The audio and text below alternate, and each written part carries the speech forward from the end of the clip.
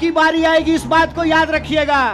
अरे हमारे लिए क्या है, जब तक जेल में चना रहेगा, आना जाना लगा रहेगा, हमको कोई दिक्कत नहीं है। लेकिन बारी सबकी आएगी, इस बात को याद रखिएगा।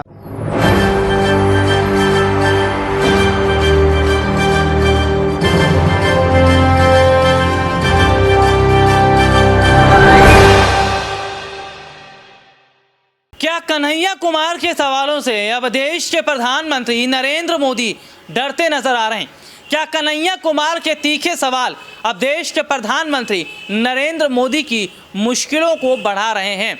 और क्या कन्हैया कुमार के सवाल अब 2024 के चुनावों से पहले भारतीय जनता पार्टी की मुश्किलों को बढ़ाएंगे? नमस्कार, मैं हूं राहुल शर्मा और आप देख रहे हैं SPN लाइव न्यूज़। आप तमाम दर्शकों का हमारे इस प्रोग्राम में बहुत बहुत स्वागत है। और आज हम बात कर रहे हैं कन्हैया कुमार की। कन्हैया कुमार कांग्रेस पार्टी के युवा नेता, फायर ब्रांड नेता, और कन्हैया कुमार के तीखे सवाल जो हैं वो लगातार, कन्हैया कुमार के तीखे सवाल लगातार देश के प्रधानमंत्री नरेंद्र मोदी की मुश्किलों को बढ़ा रहे हैं। देखिए, सीधे सीधे तौर पर जो हालात इस वक्त बन रहे हैं, जो स्थितियां इस वक्त बन रही हैं, वो जाहिर तौर पर बता रही हैं, वो ये साफ तौर पर बता रही हैं कि क्या कन्हैया कुमार जो सवाल इन दिनों पूछ रहे हैं, चाहे वो बेरोजगारी को लेकर हो, शिक्षा को लेकर हो, अर्थव्यवस्था को लेकर हो, ये तमाम ऐसे सवाल क्या ये नहीं बताते कि जहां देश में एक और भारतीय जनता पार्टी हिंदू मुसलमान धर्म और जाति की बात कर रही है, तो वहीं दूसरी तरफ हम देखें तो सीधे सीधे तौर पर जो हालात इस वक्त के हैं वो जाहिर तौर पर ये देखे जा रहे हैं कि कन्हैया कुमार इन तमाम मुद्दों को उठाकर सरकार से जवाब चाहते हैं। लेकिन सरकार ने 2014 के बाद से देश की जनता को जो बेवकूफ़ बनाने का काम किया, या देश को जिस तरीके से अगर मैं कहूँ तो पूरी तरीके से उन्होंने अंधेरे में रखा, उसके बाद जनता धीरे धीरे सच जानने लग गई है। और शायद ये देखा भी जा रहा है कि कहीं ना कहीं जो तस्वीरें इस वक्त की हैं, जो हालात इस वक्त के हैं, वो जाहिर तौर पर बताते हैं कि कन्हैया कुमार वाकई अब आने वाले समय में न सिर्फ मोदी सरकार की मुश्किलों को बढ़ा रहे हैं, बल्कि भारतीय जनता पार्टी के नेताओं के पास सवाल का जवाब नहीं है। क्या कुछ कह रहे हैं कन्हैया कुमार, देखिए वीडियो। कहे थे ना मोदी जी कि हर साल 2 करोड़ रोजगार देंगे, बोले थे कि नहीं बोले थे? अरे बोलिए ना, आप कांग्रेस के कार्यकर्ता हैं, भाजपा के थोड़ी हैं कि डर जाएंगे, बोलिए। बोले थे ना, बोले थे ना कि महंगाई कम होगी, बोले थे ना खाते में 15 लाख रुपया आएगा, बोले थे ना अच्छा दिन आएगा। आया क्या? मोदी जी के स्टाइल में पूछूं क्या, आया क्या?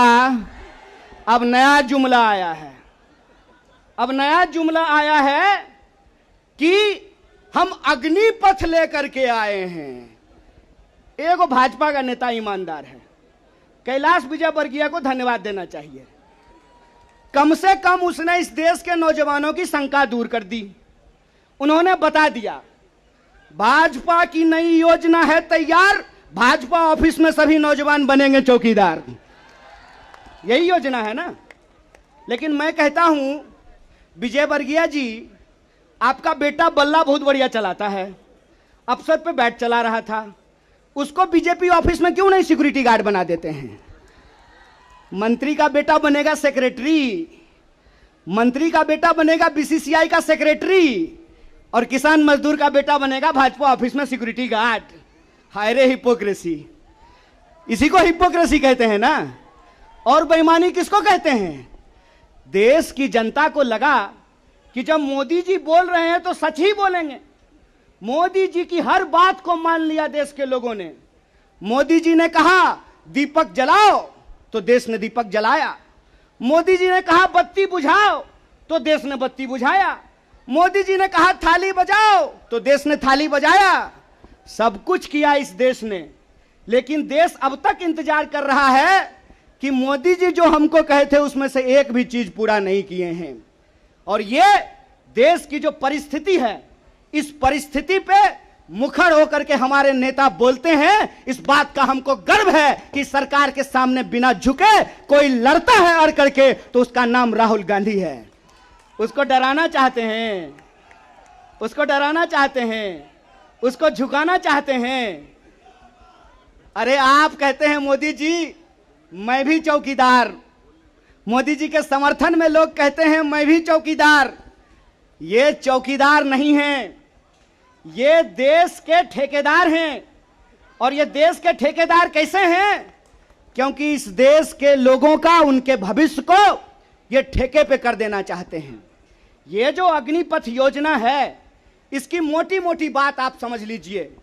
मैं बड़े ध्यान से सारा प्रेस कॉन्फ्रेंस सुन रहा हूं। प्रेस कॉन्फ्रेंस में सरकार जिलेबी की तरह गोल गोल कर रही है, हर चीज को सब कुछ बोल रही है, सब फायदा गिना रही है। हो सकता है कि कोई भाजपा का मंत्री यह भी आकर के कह दे कि अग्निपथ योजना में शामिल होने के बाद आपका बाल नहीं गिरेगा। जिस तरीके से उसके फायदे गिनाए जा रहे हैं, लेकिन असली बात नहीं बताया जा रहा है। एक सिंपल सवाल है, सरकार को इस बात का जवाब देश के नौजवानों को देना चाहिए। क्या सिंपल सवाल है कि जो भर्तियां हो रही थी वो भर्ती होगी कि नहीं होगी? सवाल नंबर एक। सिंपल बात है, पहले आर्मी में हर साल 75,000 कम से कम लोग बहाल होते थे। बाद में बीजेपी ने इसको घटा करके 50,000 कर दिया और पिछले 2 साल में, अब तीसरा साल है, 50,000 लोगों को भी भर्ती नहीं की गई। बहाना क्या दिया गया? बहाना दिया गया कि कोरोना था इसीलिए भर्ती नहीं किए। हाय मोदी जी, कोरोना था तो चुनाव लड़ लिए, बंगाल में जाकर के दीदी ओ दीदी कर लिए, सब जगह चुनाव हो गया, उत्तर प्रदेश का चुनाव हो गया, बुलडोजर बाबा आ गए, लेकिन आर्मी की भर्ती नहीं हुई। यह बेईमानी है कि नहीं है?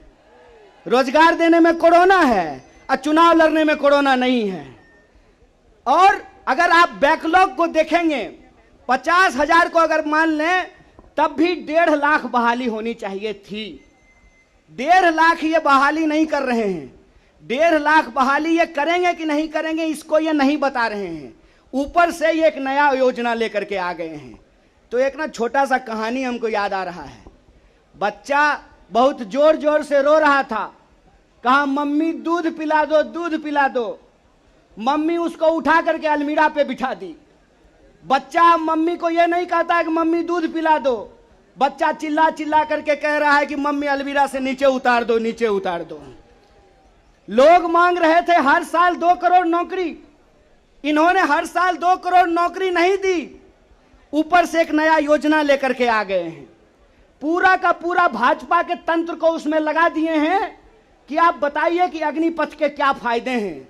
अरे सिंपल सी बात है, बिहार में कहावत है, नहाया हुआ शरीर और खाया हुआ शरीर नहीं छुपता है। जो चीज अच्छी होती है उसका फायदा बताने का जरूरत नहीं होता है।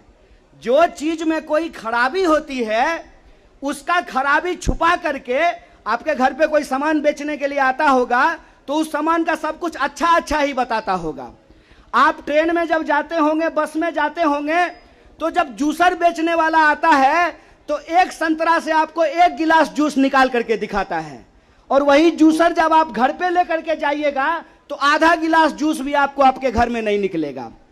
ये जो बेचने की मानसिकता होती है, इस बेचने की मानसिकता के खिलाफ हैं। यह सत्याग्रह 2 लोगों के बीच में है। जावेद अख्तर ने लिखा है, इस एक हमारी एक और उनकी मुल्क में है आवाजें दो आवाज है।